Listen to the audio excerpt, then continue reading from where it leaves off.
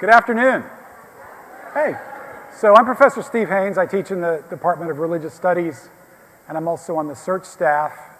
This is a search plenary lecture, but it's also, we've invited members of the campus community to come here because one of the things I'm going to try to do is connect where we are in search right now, which is Genesis, with some larger conversations going on our campus this semester, which have to do with Benjamin Palmer, one of our founders and an important person on our campus, and the namesake for the administration building, which we're all familiar with. So the title of the lecture is Benjamin Palmer and the Curse of Ham, How Genesis Became a Pro-Slavery Text. I'll be talking about the ancient world, the 19th century, contemporary issues, so we have a lot to cover. Let's get started. I want to begin by reminding you search students of something that Professor Gray mentioned in our last plenary lecture, which had to do with the worlds of a text, particularly ancient texts. And I want to distinguish, as he did, between the world behind the text, the world of the text, and the world in front of the text, and say a little bit about what each of those mean and the kinds of questions that scholars or readers ask in each of these scenarios. When we think about the world behind the text, if we're talking about Genesis, scholars are interested in asking, how did the final form of the text that we have in our Bibles come to be? In particular, they're interested in literary sources. You've read about the documentary hypothesis, JEDP, these different presumed or purported sources that have been woven together, edited, and to create the final form. Behind those, there may be oral traditions that it is useful to and interesting to try to locate. And then think about the life settings and the life of ancient Israel from which these oral traditions arose. And then finally, try to get some sense of what the connection is between these traditions and the actual events, places, and people that they describe. If we're focused on the text itself, there are other questions we ask. One has to do with genre. What sort of genre are we dealing with a particular story, for instance? What themes are there and what themes recur throughout an extended text like Genesis? What are the literary elements that we can identify? One is wordplay. Your Bible, the NOAB Bible, indicates that there are some word plays, some connections in Hebrew that don't come across very well in English, but they're clearly part of the textual dynamics there. And then I want to talk today about textual gaps. These are gaps in stories, unanswered questions that are present in text that readers naturally try to fill. And as they fill them, some of the answers to these, some of the filling of these gaps take on sort of a momentum of their own. And finally, talk about social applications of these texts. And in the case of Genesis 9 through 11, you may not know these texts very well, but they have had a very strong influence historically, and in some cases a very pernicious influence. So we want to talk about how textual gaps are filled by readers, and how readers respond to texts, and how this history of interpretation gets going. So that's the world in front of the text. That's where my interests mainly lie for today. And we're really looking at three different stories that make up this section of Scripture we're focusing on. The first one is the so-called Curse of Ham, Genesis 9, 18 through 28. The second is the so-called Table of Nations in Genesis 10, and the Tower of Babel story in Genesis 11, 1 through 9. Now this altogether is fewer than 50 verses. It's not a huge chunk of text, and it's part of the text, if you're reading through Genesis, you might be tempted to jump over. The Ham story, Curse of Ham story is interesting. The Table of Nations, not so much. It's a series of genealogies. So-and-so is the father of so-and-so, is the father of so-and-so. The Tower of Babel story is also interesting, but it's brief. What I want to talk about is how these stories have been brought together by readers and given sort of an overarching theme. So if we think about the world in front of the text, Genesis 9 through 11, we've been reading Genesis, the first 8 chapters, and there's some themes and some textual issues that have already been introduced that we want to keep in mind. One of them is sibling conflict. You remember Genesis 4, right? Cain and Abel. What happens there? I'll give you a hint. It's not good. What happens between the brothers? Cain kills his brother. Yeah, that's sibling conflict taken to the nth degree, right? So we're already prepared for conflict between brothers. We've been introduced to the idea of curses. We have a curse in Genesis 3. We have another one in 4 on Cain for murder. So when this curse arises in Genesis 9, we're not entirely surprised. There's this fear of human beings becoming like God. We find this in chapters 2 and 6, where the sons of God decide to sort of come down to earth and intermarry with the daughters of men. So there's all these sort of these boundary crossing stories. And then separation in chapter 1, we have God separating land from sea and day from night and so forth. And we're going to find this again in Genesis 10 and 11 of God separating peoples and making distinctions and so forth. And the gaps that we might look for, I want to illustrate by talking about chapter 4. There are 2 textual gaps in chapter 4 in the discussion of the story of Cain and Abel that are very striking. One is that the Lord had regard for Abel and his offering, but for Cain and his offering had no regard. Why is that? We don't know. The text doesn't tell us. We can only guess, right? Even the annotations in the NOAB suggest that, we're not really sure why this happened. It was important, obviously, certainly to Cain. A more interesting gap has to do with the mark that God put on Cain after his murder of Abel to make sure that he wasn't killed in retaliation. What was the mark of Cain? That's absolutely correct. We have no idea, right? There's nothing in the text to suggest what it is. Now, readers have wanted to answer that question, and there's a whole tradition of purported marks of Cain, which we won't get into. But the point is that these textual gaps sort of call out for being filled. I'm interested in the world today and the world in front of the text, particularly with regard to Genesis 9 through 11. And so we want to think about textual gaps, how they've been filled by readers, and how those gaps have contributed to interpretive traditions that have gained momentum over time, and how these traditions reflect readers' needs or social locations. And we're going to get finally in this lecture to the question of slavery in the 19th century and how white Bible readers in the South saw in Genesis, and particularly in chapters 9 through 11, texts that spoke to their need to have a biblical defense for slavery, a biblical apology for slavery. Slavery was under attack, had been under attack for a couple of decades by abolitionists, and people who were Southerners, were Christians, who believed the Bible was authoritative, wanted to have some strong reasons for supporting slavery, some strong biblical reasons, and they used these particular texts to fill that bill. So why Benjamin Palmer? Most of you are first-year students. You've probably heard about Palmer Hall. You may not be familiar with why this is of any concern to anyone on our campus. Basically, this is a person who was very much a part of our history. He was called to be the first chancellor or the first president of the institution of Southwestern Presbyterian University in 1874. He ended up turning down that offer. He was forced to because his church wouldn't let him go. But he did serve on the board of trustees for 2 decades. He's credited with the college's emphasis on teaching the Bible, which is interesting because that emphasis is one reason you're sitting here today. The fact that we have a search course, the fact that that search course is so Bible, hey, my wife came. That's a really surprise. Only took me about 10 slides to realize it.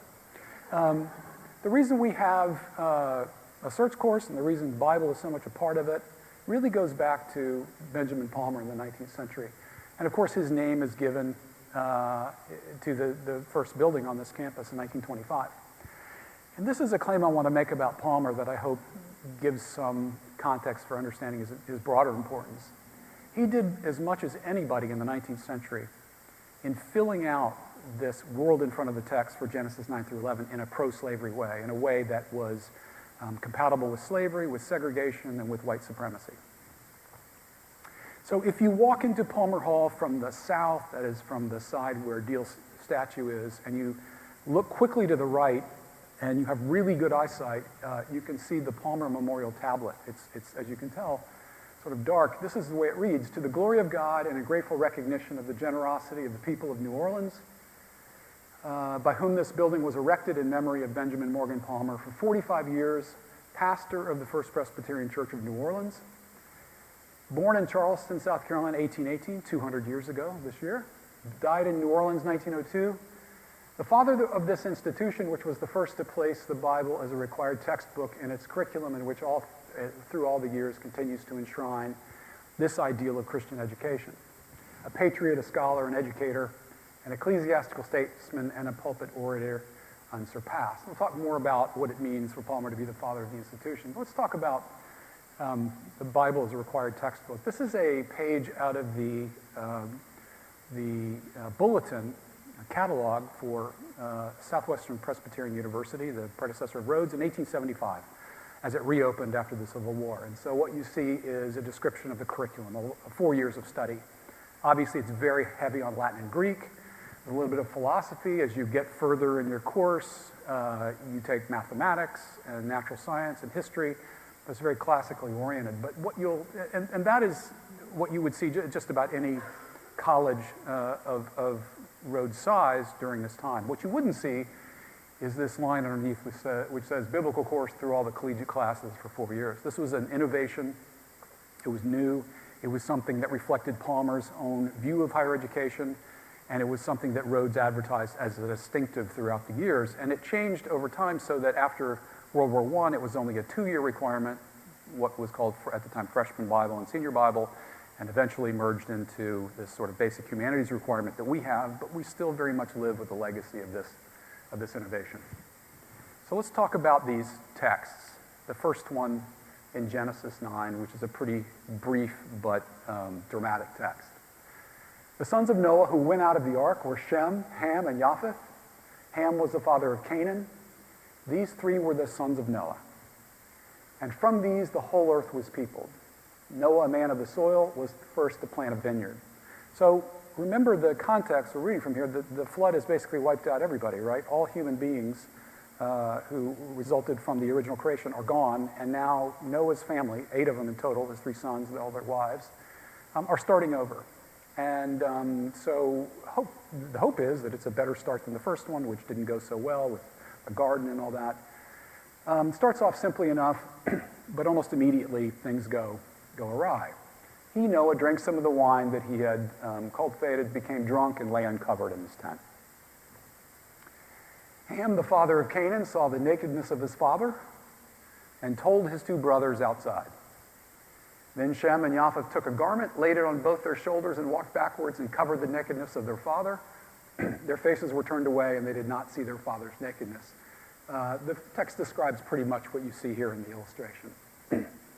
When Noah awoke from his wine and knew what his youngest son had done to him, he said, "Cursed be Canaan, lowest of slaves shall he be to his brothers." He also said, "Blessed by the Lord my God be Shem, and let Canaan be his slave. May God make space for Japheth, and let him live in the tents of Shem, and let Canaan be his slave." So this is the story, and then it moves on. Lots of textual gaps. Let's count them. The first and perhaps the most important one is, what does it mean to say that Ham saw the nakedness of his father? Is this a description, a literal description of what happened, or is this a euphemistic reference to something else that occurred that's not made explicit in the text? Secondly, how did Noah know what his youngest son had done to him? He's passed out, right, drunk. He wakes up and immediately he knows. Did he just have a hunch? Did someone tell him? Was there some mark on his body about what had happened? So what did Ham actually do to Noah, in other words? If Ham is the culprit, why is Canaan cursed? Really interesting question, right? Because Canaan is definitely the recipient of the curse, but it's Ham who, according to the text, is the one who's the transgressor. And doesn't Noah share some of the blame, right? He is, after all, laying there naked in front of his sons. This question about what Ham did is a textual gap that really entices readers to make stuff up, right?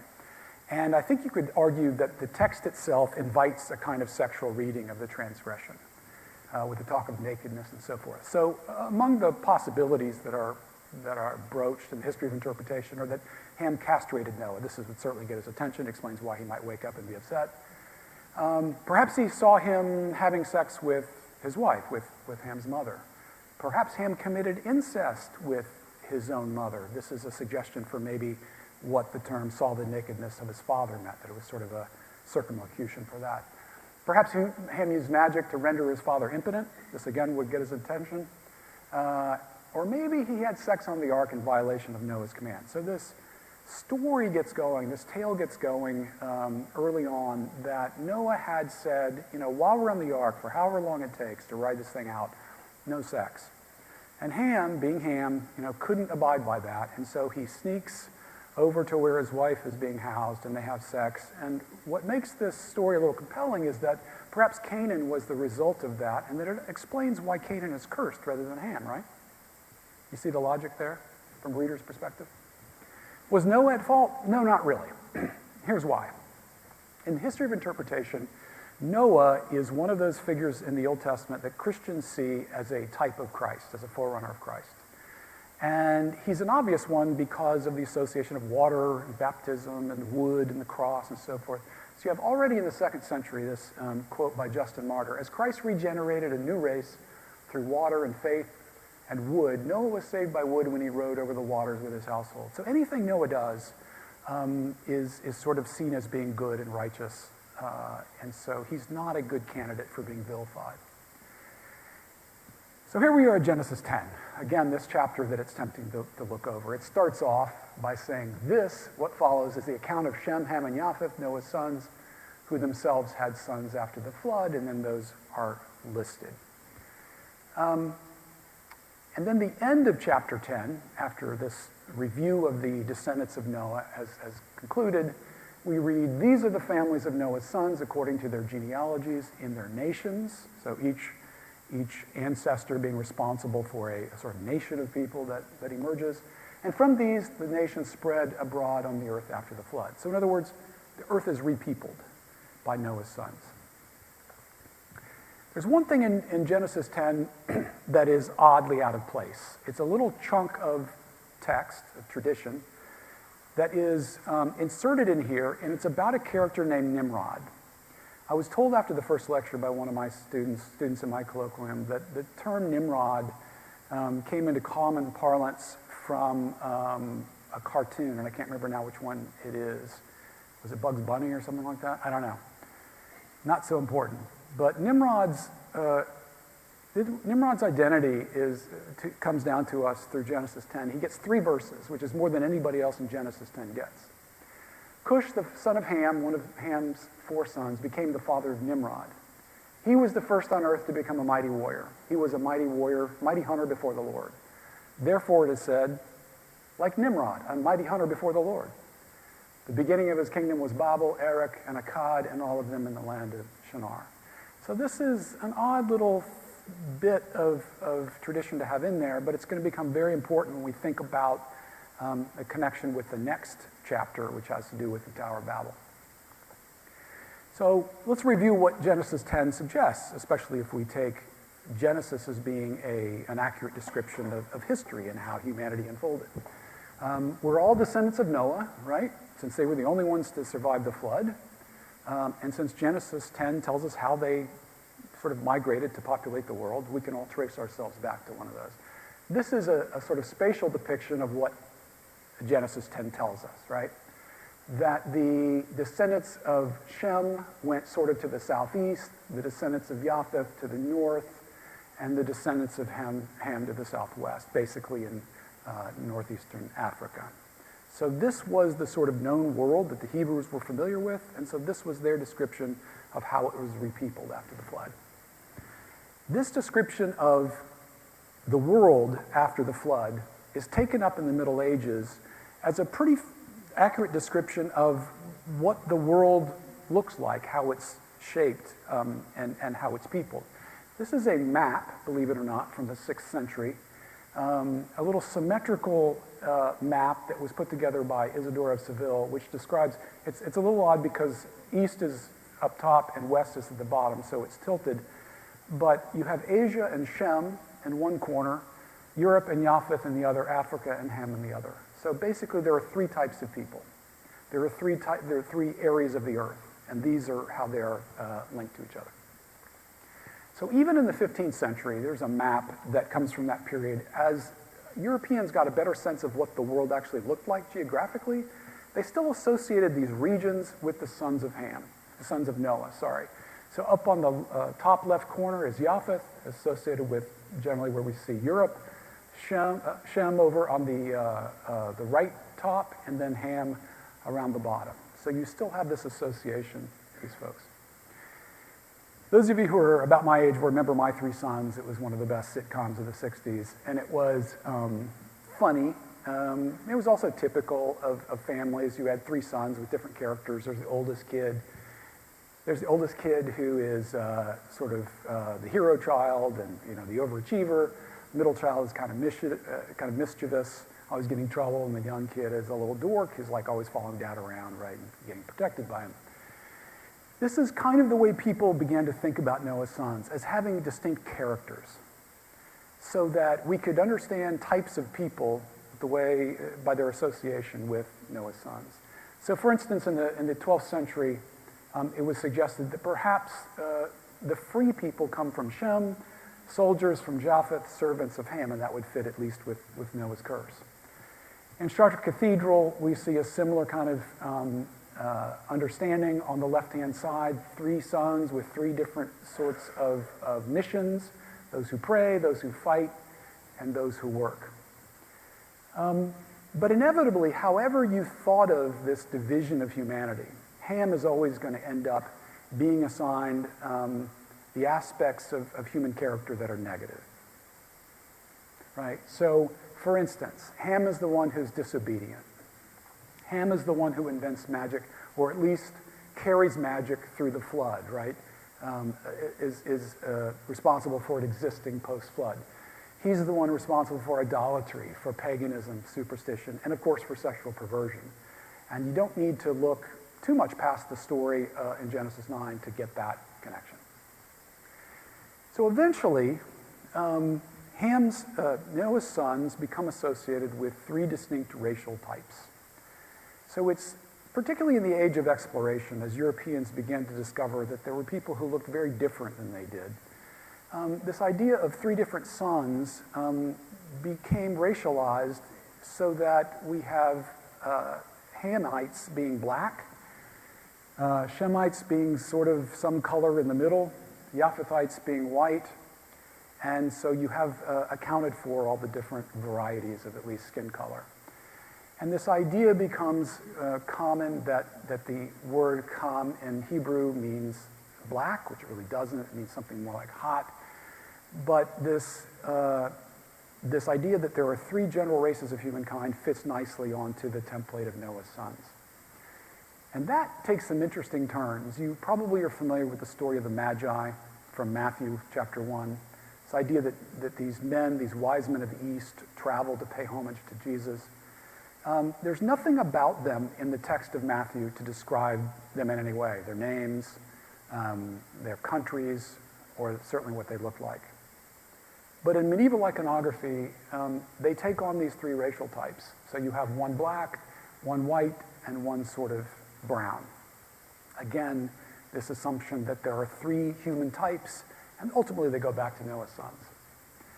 So then we get to the 19th century. This idea of racial types being descended from Noah becomes very helpful. This is a depiction of the three sons of Noah from a book by a man named Josiah Priest, who wrote in the 1850s. And he doesn't really explain how it is that Noah and Noah's wife had sons of three different races, but it's very clear to him that this is what happened, and this is how he depicts it. On the left, you see Ham. In the middle, the guy looks like Abe Lincoln, is Japheth, and then Shem is this Jesus-looking dude on the right. So this was a way of sort of illuminating, illustrating what the three sons of Noah may have looked like and how they explain the relationship of peoples to this day. If you go online, you can find clip art that reflects this tradition even today. This is what fascinates me about the world in front of the text. Because the people who put together, who drew these things, probably have no idea that the racialization of Noah's sons has any kind of important history. They're just sort of aware of it and they reproduce it. So kids in Sunday school could be learning that, Noah's 3 sons were of different races without any pernicious intent. But it's part of and parcel of this long history of tradition that has had a lot of negative influence. So let's talk about Genesis 11. This is the story of the Tower of Babel. Now the whole earth had one language and the same words. And as they migrated from the east, they came upon a plain in the land of Shinar and settled there. And they said to one another, "Come, let us make bricks and burn them thoroughly." And they had brick for stone and bitumen for mortar. And then they said, "Come, let us build ourselves a city and a tower with its top in the heavens. And let us make a name for ourselves. Otherwise we shall be scattered abroad upon the face of the whole earth." In other words, what will happen to us will happen to the sons of Noah as they were dispersed across the world. The Lord came down to see the city and the tower which mortals had built. And the Lord said, "Look, they are one people. They have all one language. And this is only the beginning of what they will do. Nothing that they propose to do now will be impossible for them. Come, let us go down and confuse their language there so that they will not understand one another's speech." So the Lord scattered them abroad from there over the face of all the earth, and they left off building the city. Therefore it was called Babel, because there the Lord confused the language of all the earth, and from there the Lord scattered them abroad over the face of all the earth. Now in my colloquium, we've been talking a lot about etiologies. There are quite a few in the early chapters of Genesis, right? There's the snake, the explanation for why the snake crawls on its belly, why women have pain in childbirth, why men have to sort of eke out a living among thorns and thistles. There's the rainbow story, the explanation of the rainbow. Etiologies are stories that explain the origins of something. And this is clearly on one level an etiology, right? It explains how it is that if everybody is descended from Noah, and presumably they spoke the same language, that family, then there came a time when people spoke very different languages. How did that happen? Well, this is a story to explain that. But it also is a way to bring these texts in Genesis 9 through 11 together in ways that they may not have been intended. So one of the textual gaps from Genesis 10 is, why did Nimrod get so much press, right? He's the only figure in Genesis 10 that gets any sort of long description.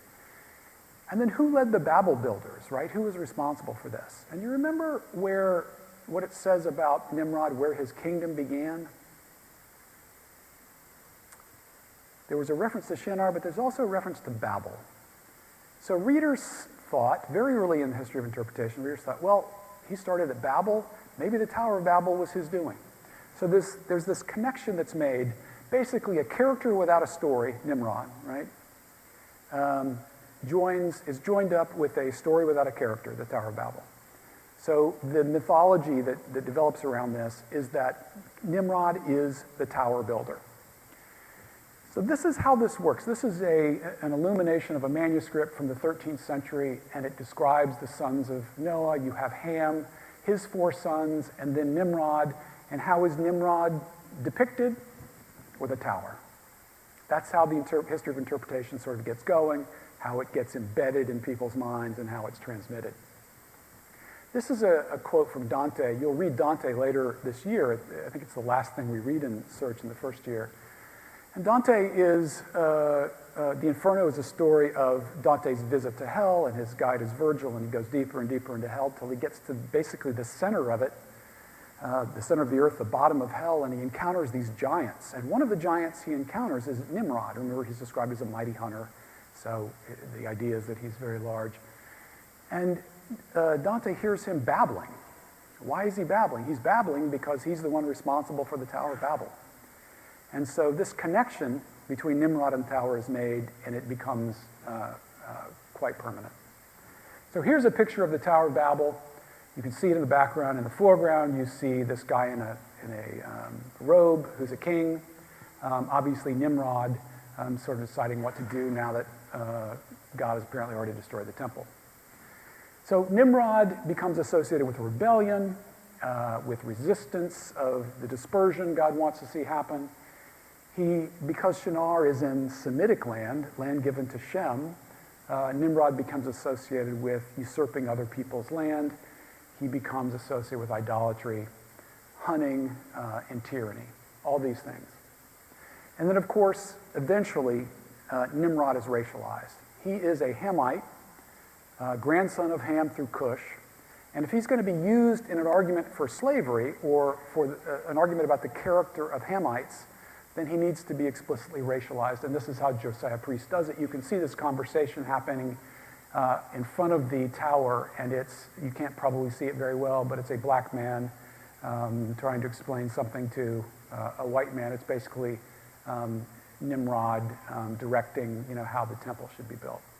And this is another one of Priest's depictions of Nimrod to sort of give us a sense in which he was not only a tyrant, but also a hunter, sort of a brute character.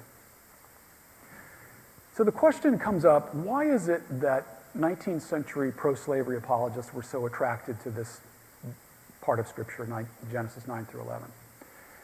And there are several reasons.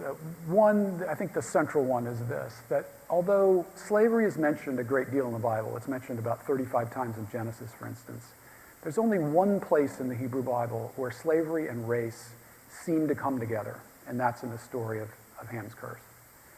Now, we can argue that there really is no racial element there, which is true of the original text, but this is where race and slavery were thought to intersect. And these chapters were applicable not just to ancient Israel, but to all societies, right? They describe a time right after the flood when all our descendants are involved. Noah was seen as a planter and a patriarch, so he had some resonance for 19th century white men. And Ham, or Canaan, whoever you think is responsible for the act, is described as acting without honor, right? He dishonors his father.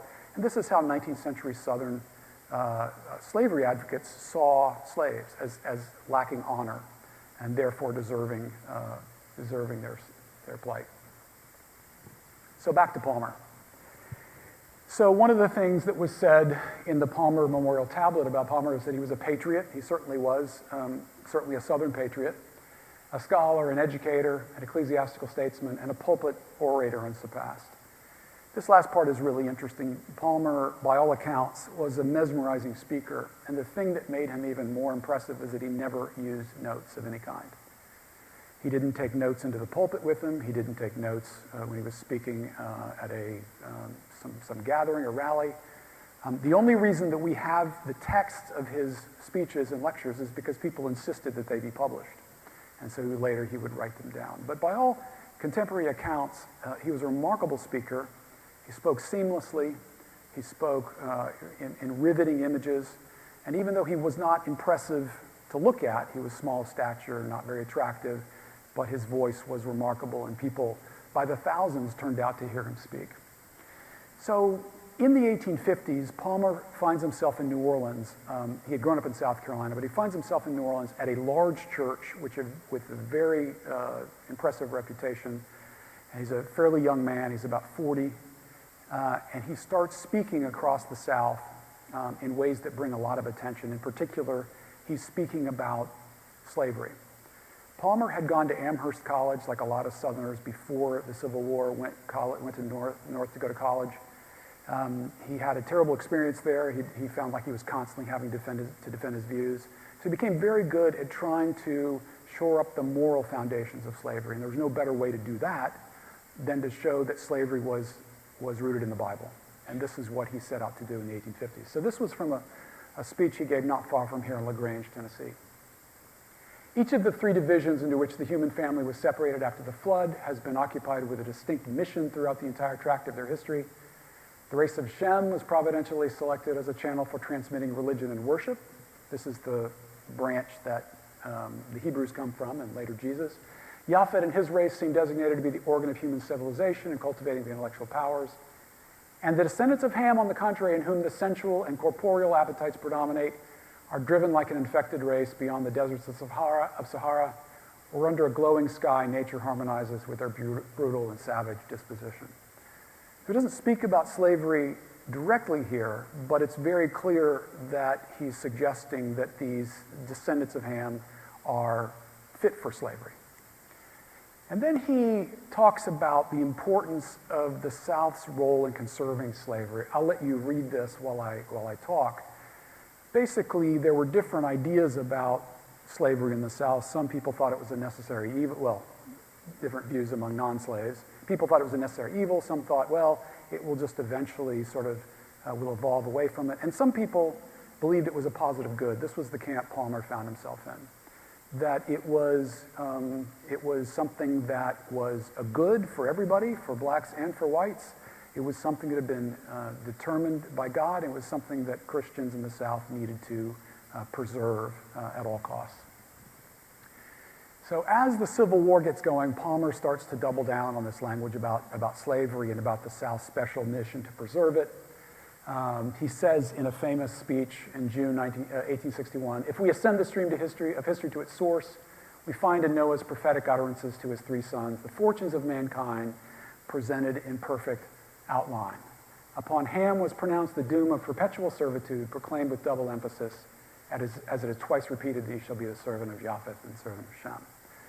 So, in other words, slavery is not just defensible, not just economically advantageous, it is the will of God, and we know that going back to Genesis 9.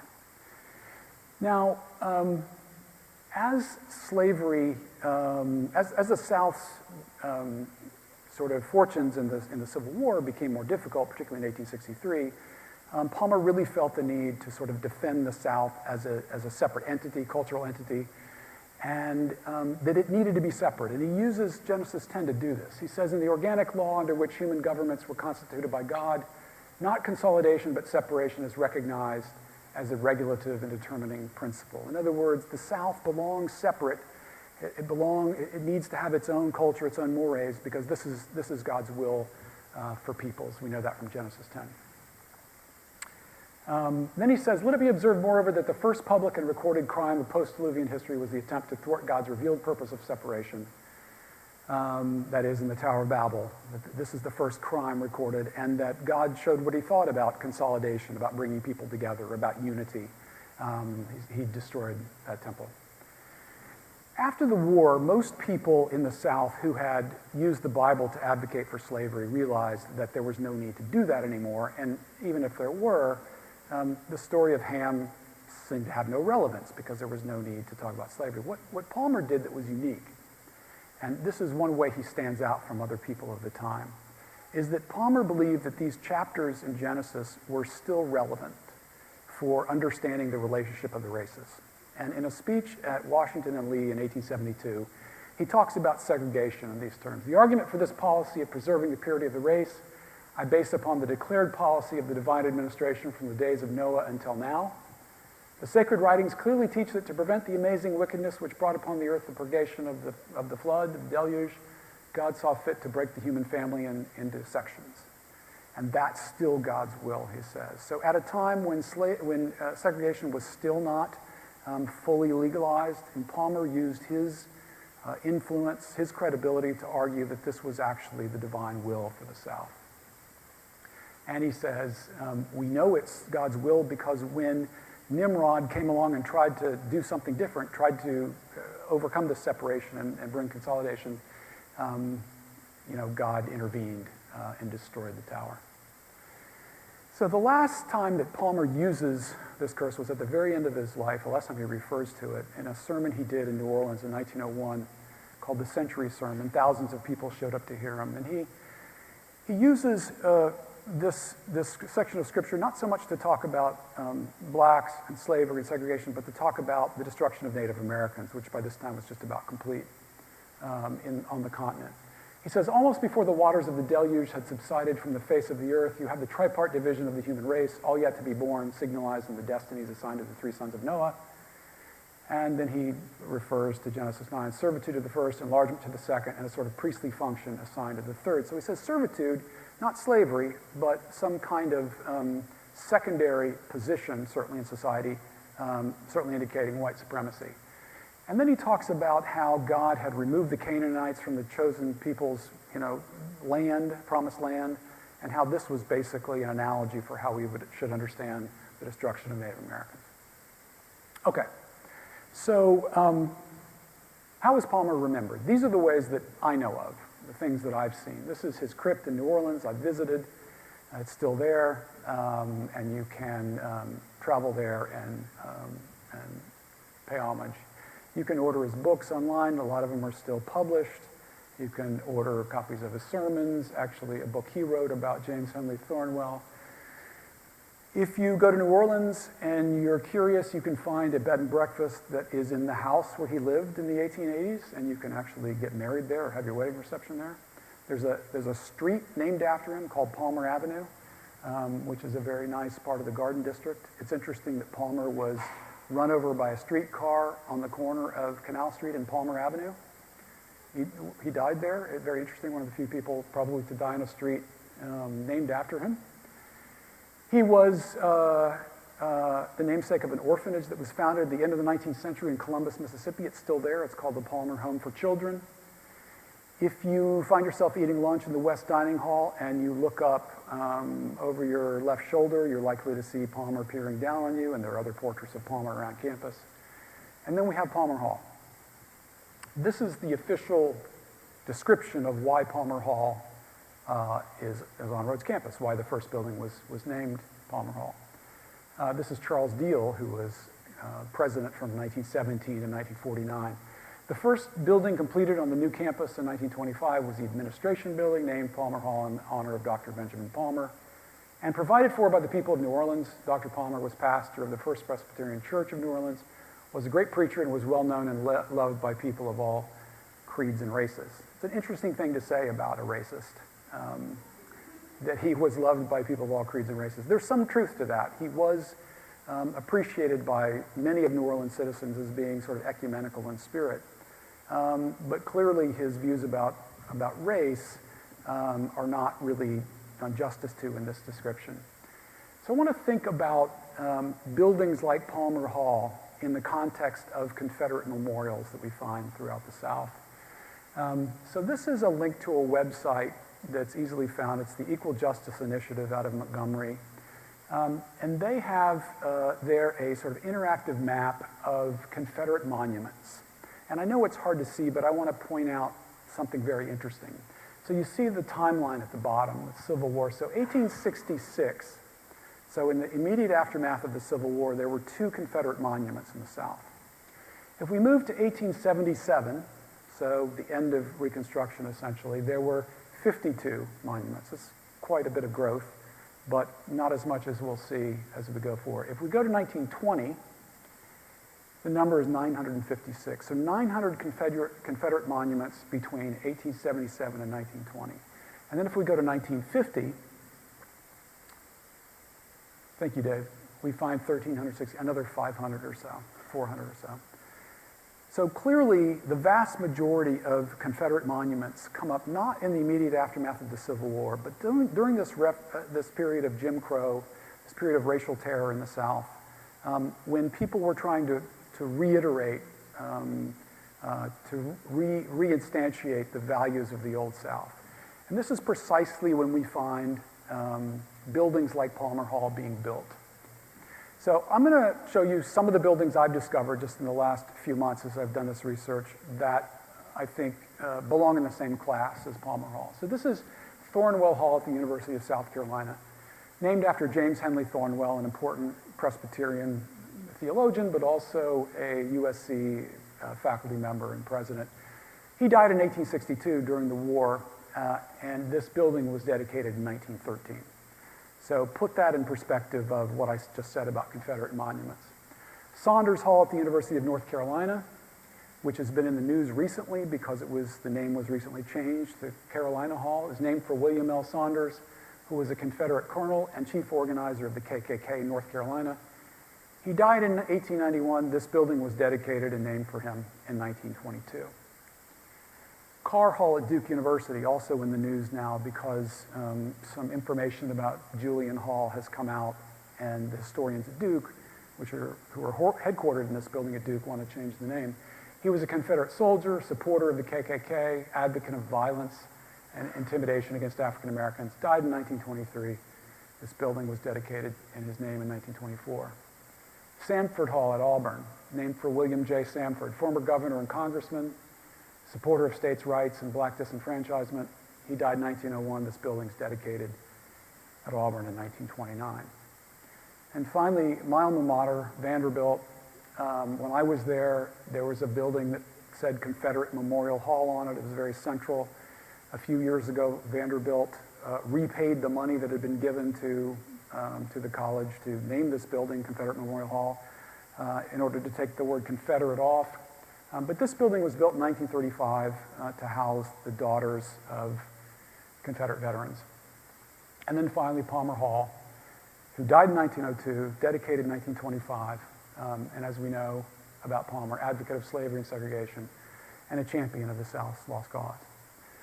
So what I want to add to the conversation about Palmer Hall that's going on campus is not just a sense of what he believed and how he used the Bible to argue for slavery and white supremacy, but that honoring Palmer in 1925 really was an act that was freighted with a lot of meaning, right? It was a way of honoring someone who was really synonymous with the Old South, with Old South values, with the idea of the South's cause as being correct even though they lost. Palmer spoke a lot at Confederate reunions and was often celebrating the values of the Old South. To name a building after him in 1925 was not a mistake, was not an accident. It was an act that I think needs to be seen in the context of how Confederate monuments have sort of functioned in our region of the country more generally. And I would say that having Palmer Hall in the midst of a campus like ours in 2018 doesn't necessarily reflect anything about the intentions of the people here now, but it does suggest how easily white supremacy can become embedded in an institution, even one that's run by well-meaning and good people, and how difficult it is sometimes to sort of to tease that out.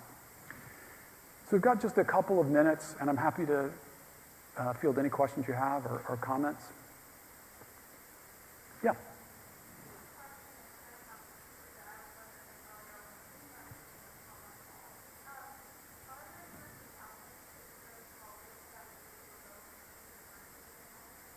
Are there certain endowments that would be revoked yet? No, in a word, no.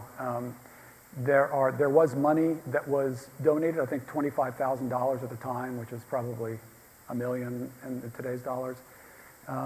But some of our administrators have been in contact with the people there at First Church in New Orleans, and they feel, I think, largely the way we do about it. And so that probably is not a concern.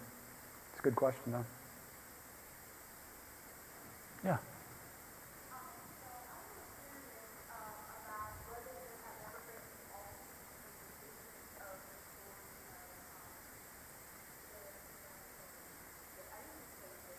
Yeah, right. So the dominant, I would say the dominant has been kind of, is it fair to say, has there ever been other institutions that might have been the minority, has other people that were, for example, African, right? Yeah. Have they ever actually looked at